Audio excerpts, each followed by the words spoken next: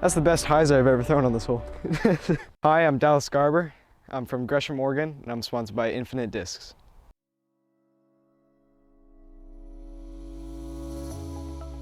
So the first time I ever played disc golf was, I think, like 2019-ish. My dad had just gotten a heart surgery.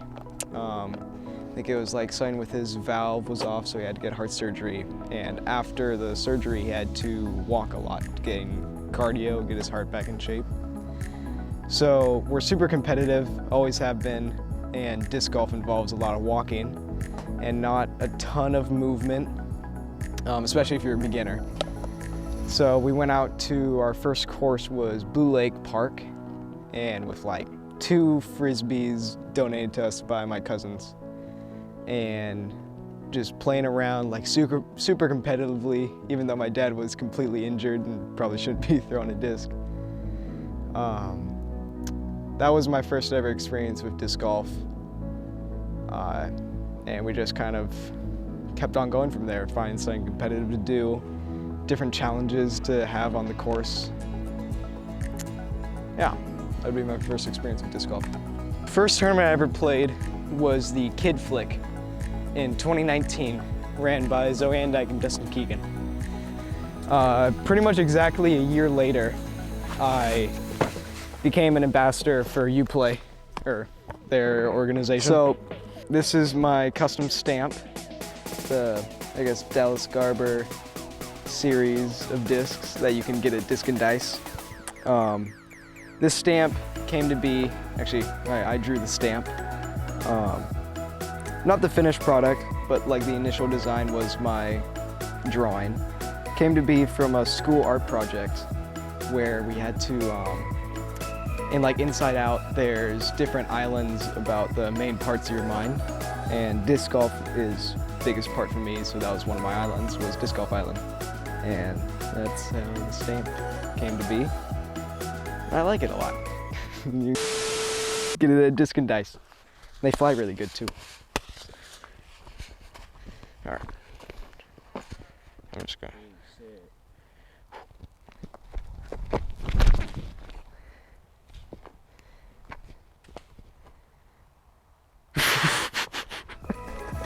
So or did you see, what was it, 2 weeks ago? 3, something like that. I think I shot like my second best round ever and my best tournament ever, average-wise. Going into this weekend, I feel pretty confident that I can replicate it.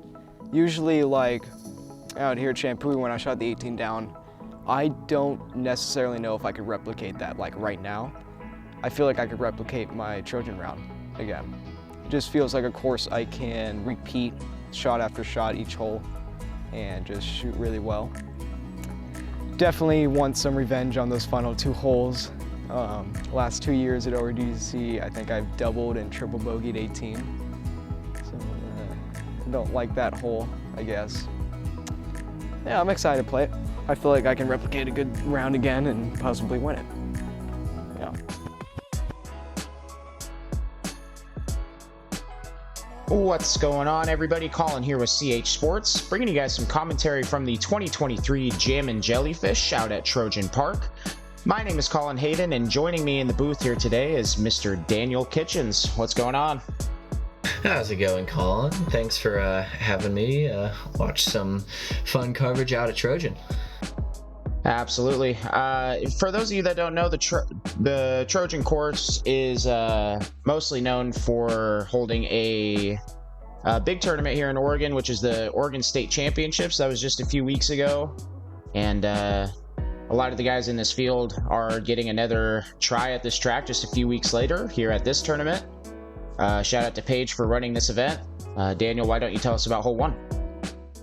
Yeah, hole 1 is a classic 2-shot par 4, 602 feet, not too far. Pretty much all about the second shot. 2023. We got first on the tee, sponsored by Innova Disc, Chris Nelson. And up first we got Chris Nelson. Big shout out to Paige Hurtado for running this event. And Chris looks to be going to a mid-range here. How far are the players trying to throw off the tee here? Yeah, it's like maybe a 300-foot hyzer. It's a pretty simple shot. The only thing you can really do wrong is cut yourself off left or right. Just pretty much 300 feet in the middle is all you're looking for. Infinite Discs, Dallas Garber. And Dallas playing his way onto this coverage from his performance just a few weeks ago at the Oregon State Championships. For those of you that don't know anything about Dallas's game, he's a young and up-and-comer here in the Portland area, sponsored by Infinite Discs, and right here he's ripping his Alien. Yeah, I got to play with him first round of ORDGC a couple weeks back, and when he shot his 9 under, like 1060 rated round, pretty incredible. Disc Golf Lounge member Justin Anderson. And now we have Discmania sponsored Justin Anderson. Going to be ripping an FD3 to start the day.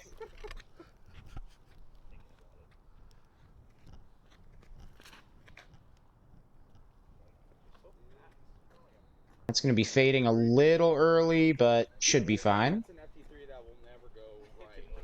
All right. Finally, defending Oregon State champion, sponsored by Clash Disc, Scott Withers. And probably not another person on the face of the planet other than maybe Nate Sexton that is more comfortable on this course.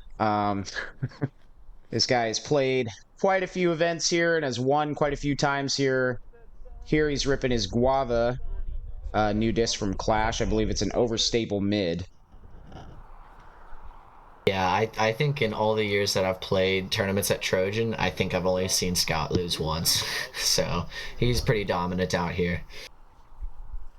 Yeah, I believe 6-time Oregon State champion, or maybe it's even more than that now. I don't even know. I'm not sure Scott even knows at this point. He's won so many. Scott throwing his Firebird on this second shot. We're looking at probably 270 to 300 feet on all of these approaches. Really just take something overstable, throw it nice and high, and let it fade on back to the green. What you can't see is that the majority of this shot is actually a water carry. You see water in the background on the long side, but you're pretty much throwing that entire 300 feet over water. It's not a big deal if you're in good position off the tee, as most of these guys were, but it can get a little dicey if you pinch yourself on the tee shot.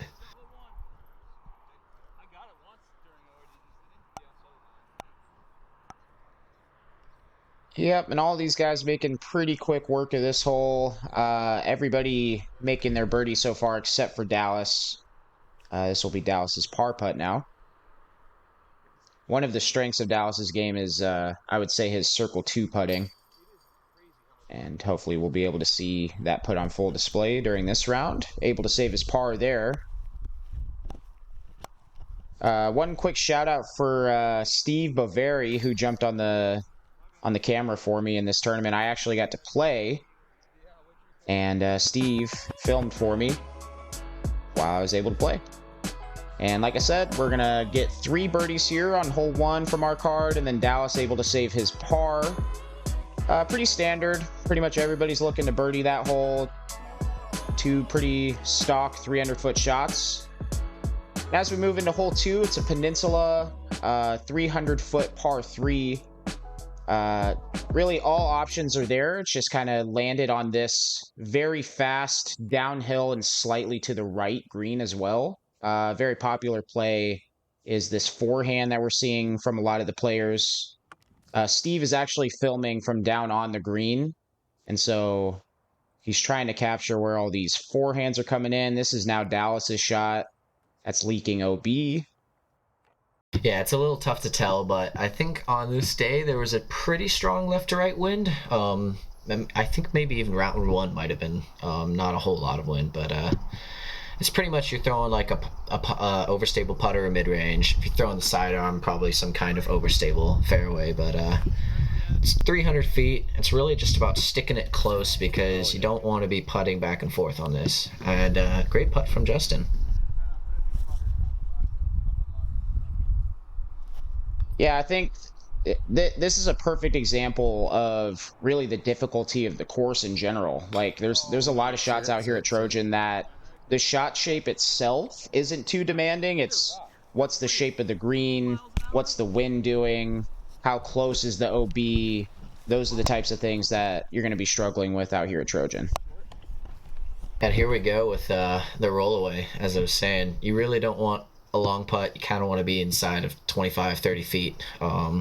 Scott unfortunately rolls all the way back to probably circle's edge, maybe an outside, but he's able to clean it up for the good par save. Yeah, he's 6-time champion out here for a reason, folks. He's pretty stone cold on the greens for sure. And Dallas able to save his bogey. A little bit of a slow start for Dallas, but there's so much time out at this course. Strokes are going to go so many different directions that if you can keep your mistakes to single bogeys, it's really not a big deal if you can bounce back with birdie on the next hole.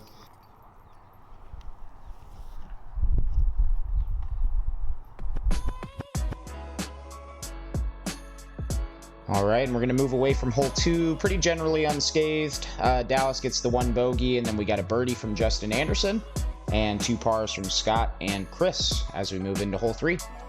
Danny, why don't you tell us about hole 3? So hole 3 is a 400-foot island hole. You've got pretty much 2 routes. You've got this route that Justin's taking and executing pretty much perfectly. It's that backhand skip shot. Looks like Chris is going with the backhand as well. You've also got like a flex forehand off to the left side, skipping off that gravel.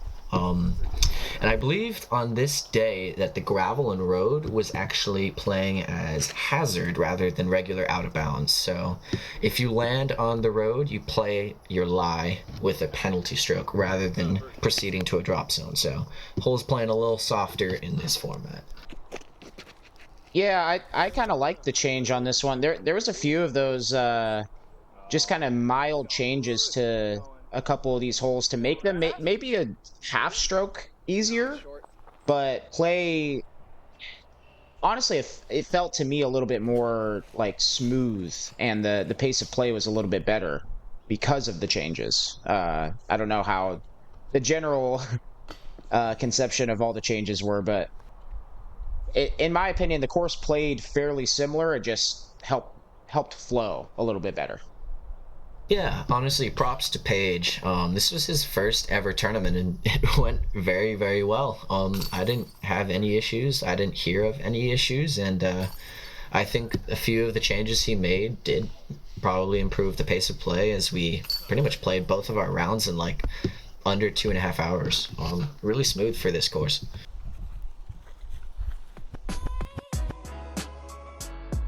All right, as we move away from hole 3, Justin Anderson again walking away with the solo birdie, pars from Chris and Scott, and then a unfortunate bogey from Dallas.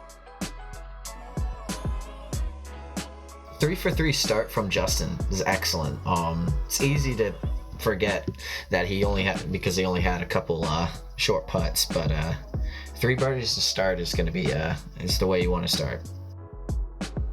Most definitely. And as we move into hole 4, we got a 447-foot par 3. Really only accessible by the big power arms. That was a great shot there from Jando. Pretty much just a stock power hyzer if you have it. It's going to be feeding down to this left side. You want to finish just short of where you can see that light post there, pretty much where Chris finished. And hopefully it feeds down into the green. Yeah, each of those last 2 shots were looking pretty good. I imagine Scott's going to do the same here. Really, there's 2 mistakes on this hole, left and right. You got the road on the right. With the wind being down on this day, most people aren't really concerned about going OB right. If anything, you might see a few players cutting it a little tight. If you go too far left and skip into those bushes, it can get really, really thick in there, and you can have trouble just getting bogey. But it looks like these guys all threw pretty good shots. Yep, everybody managing that tee shot pretty well. Dallas misses his 50-footer. Jando to stay perfect through 4. somehow finds the band on a bandless basket. It's gonna be fun watching these guys putt on these Mach 2s or 3s. I'm not sure exactly what they are, but it's always a challenge at Trojan. I've heard so many different things about which basket this is. I've heard Mach 3 with a Mach 5 assembly, and then I've heard the vice versa of that. And it doesn't matter because they're just janky at this point. Yeah, pretty much.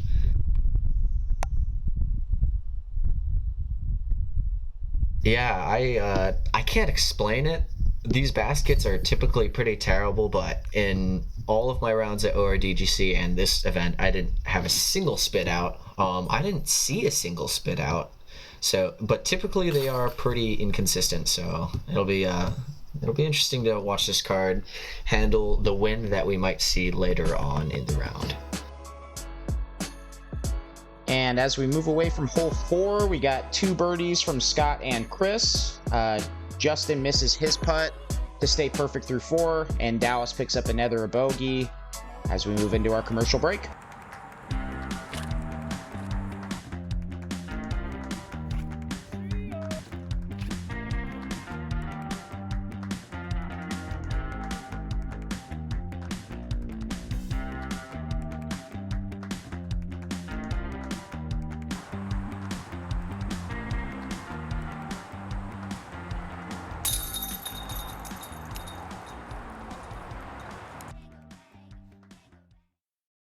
Introducing the Mojo Riser. With multiple attachment options, the riser can elevate almost any disc golf bag.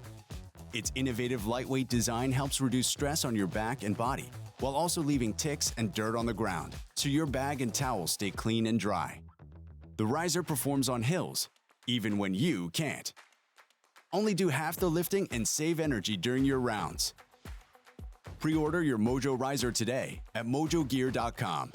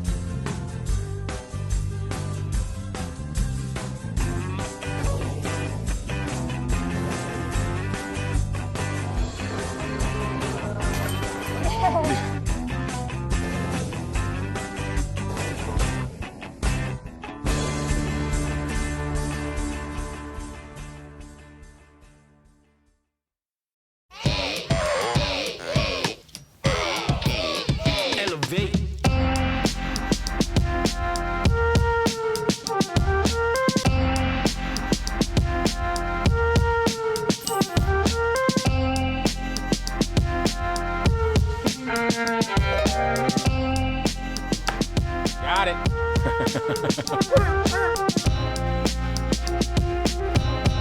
Elevation for your mind. All right, everybody, welcome back. Here we are on hole 5. Very much a 2-shot par 4. Really off the tee, you're just trying to get out to this landing zone. In this iteration of this hole, we had a Mando off to the right side, preventing the popular hyzer over the road off the tee. So a very popular play is going to be the forehand just to get out the gap, out to the open landing zone, and then hopefully you've cleared it far enough to go hyzer over the road on the second shot. But if not, you'll also see some forehands into the green going down the left side that the drone did. Yeah, like you said, forehand is a great play. You'll see some people throw the backhand off the tee. Most important, you just want to make this gap. The actual landing zone of the tee shot really isn't that important. A lot of the holes on this course, this is a very 2-shot par 4 type course. All these par 4s are almost always more important to throw the second shot good.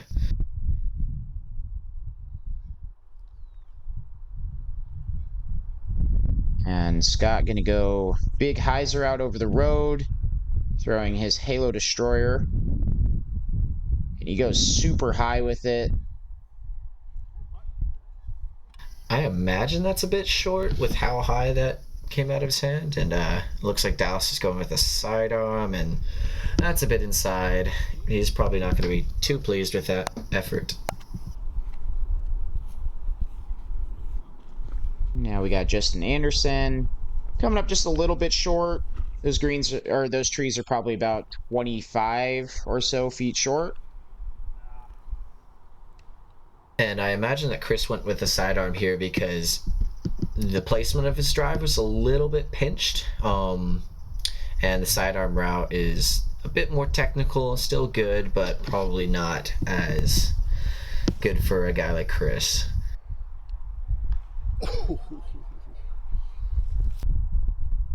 Okay, so here's where Scott finished up. Definitely a clean, open look. Just off to the right side. Jando nails his 20-footer and keeps his hot start going.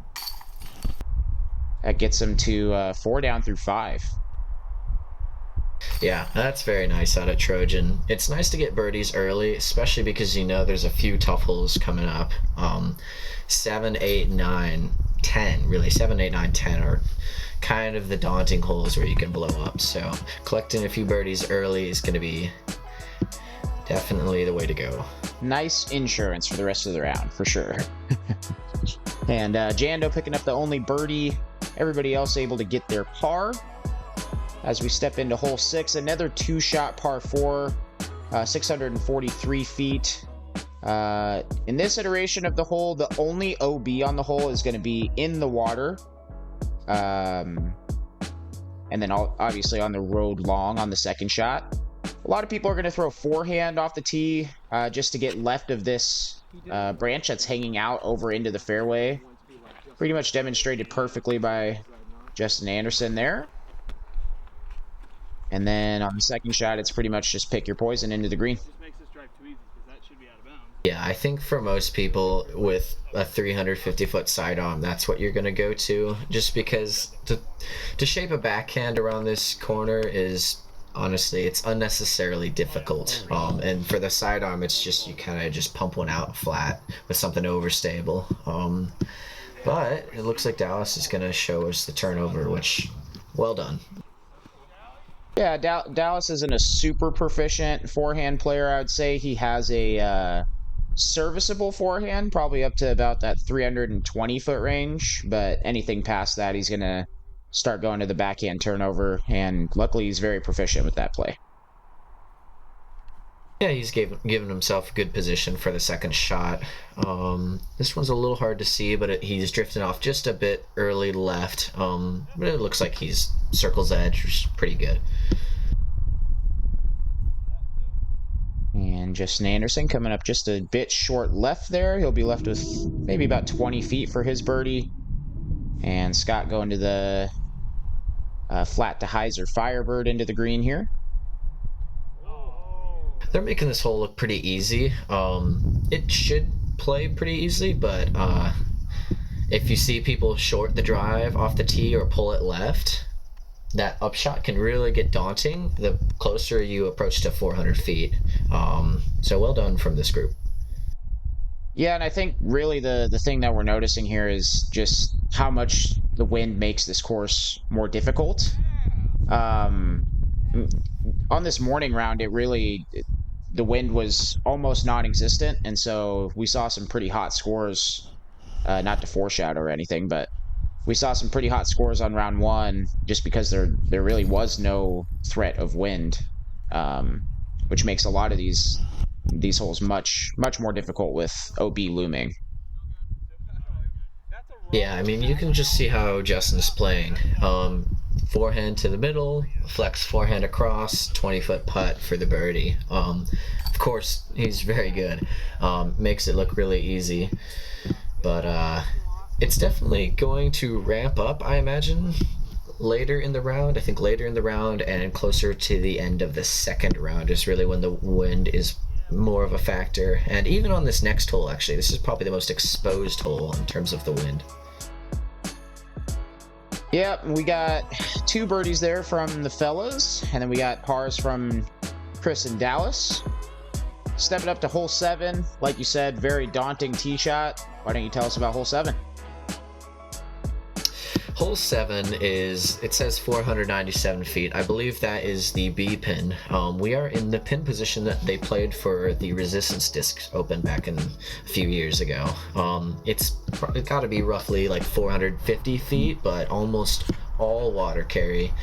You either have to go all in for this shot or you want to lay up way left. Looks like Justin's flirting with the water, but I think he's going to be okay. And Scott definitely using his power advantage here. Even though he slightly misses the angle, he's going to easily clear the OB and leave himself with a putt. I think this is one of those holes where it's like, if you're a comfortable 450 guy, you really don't think too much about this shot. You kind of confidently step up, throw a flat shot, and you know, you're gonna live with pretty much whatever the result of that shot is. Versus, you know, a guy like Dallas, for example, who, to get to that 450 number, he's gonna have to throw pretty much a perfect shot. And as you can see, he just misses his angle slightly there, and now he's running the risk of going OB early and able to save his bogey there. That was a great upshot to be able to do so. Now we got Chris out of the bush. Really an incredible effort from Dallas to get back up and down for the easy 4. You could spiral from back there and easily turn that into a 5 or a 6. Yeah, Dallas is definitely having one of those rounds where it's okay to take a couple of bogeys out here, but you can't take them all. And Dallas is unfortunately finding himself into all the bogeys early in this round. But like you said, a lot of golf left to be played. Got to just try and keep the mental game moving forward. Yeah, unfortunate miss putt from Scott there, but it sits. This is another one of those greens that can get away from you if you're running long circle 2 putts. So fortunate to sit there. Chris looking for his approach here. Scott going to tap in for par. And yeah, Chris throws a little bit of an errant upshot here. He's going to have a little bit more work than he wants for par. But Chris, being the good inside the circle putter that he is, able to knock that down. And Dallas got up and down for his bogey, and everybody else able to play the hole for par. As we move into the one of the signature holes, I think, here at Trojan, which is the Dog Park hole. It's a 340-foot island hole. There is the option to lay up short of the road here, where you would see that white grass exposed in the sun. But a lot of the MPO field is going to be going for this green. Here's one of the popular plays from Justin Anderson. Just kind of throw a forehand at those trees and fade just in front of him. Unfortunately, he pushes it a little bit too flat into the tree and throws OB. And then you'll see Scott here kind of just throwing a dead straight putter or mid-range right at it. I believe he went to his stud there, and that should be pretty good. Chris also going to a stud. Yeah, I really like the backhand play here. Oh my goodness, I did not know that happened. He just Tony Hawked it off the fence. That's awesome. I'm sure Scott loved seeing that, feeding into that luckiest player in Oregon nickname there. And Dallas pretty much just throwing the ideal tee shot, throwing his buzz. Nice little hyzer flip right at the basket. Here's another one of those changes. This hole traditionally has like a 120-foot approach for the drop zone versus Paige decided to go with like a 70-footer to give you the opportunity to save your par, but ultimately it's probably going to lead to the same score for a lot of people. Chris able to take advantage of the quote-unquote lucky break and get the bunny hop on inbounds. Able to get his birdie. Here's Dallas now for his. There we go. There's a saying that great players make their own luck, and what that means is Chris maybe gets lucky there, but he still has like a circle's edge, circle 2 putt, and he catches it for the birdie, and that's really how you put together a great round, because every round is going to be filled with a few bad breaks, a few good breaks, but you got to capitalize, and that's what Chris does here. And really our entire card able to capitalize, except for Justin kind of slows down his hot start, but still 4 down through 8 is a plenty good pace. Dallas gets going with the birdie there, and looks like hole 9 is 380 feet, par 3.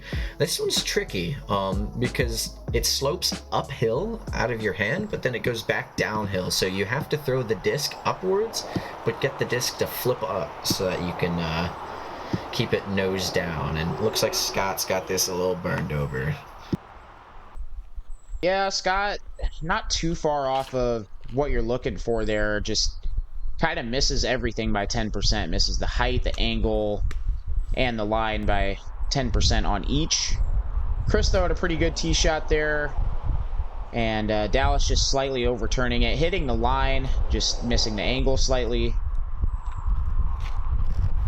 Pretty common result with Dallas's shot, just fading over by those trees. Justin has the right idea there. The flex shot's also a great play, just to keep the disc nose up enough to get all the way to the basket.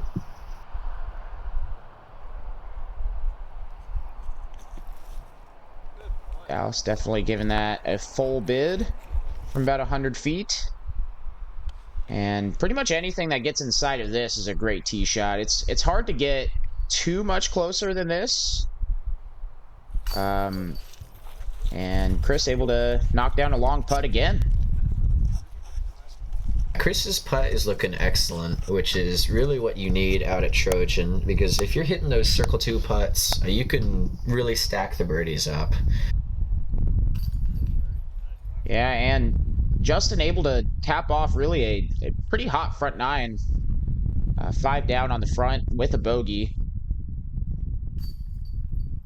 Yeah, 6 birdies and 9 holes out at Trojan is getting it done. And this is one of the tougher stretches too, because you play 7 over the water, then 8 as the dog park hole. And honestly, I think this hole, maybe not the hardest par, but I think this is one of the tougher birdies to get as well. So 5 down through 9 for Justin. And let's not forget Scott. I mean, he's playing excellent as well. 4 down to 9. I mean, of course we expect it from him, but it's still very, very solid. Everybody, thanks for checking out this video. Make sure to check out the rest of the coverage coming out soon. And Danny, thanks for joining me here. Absolutely. Thanks, Collin.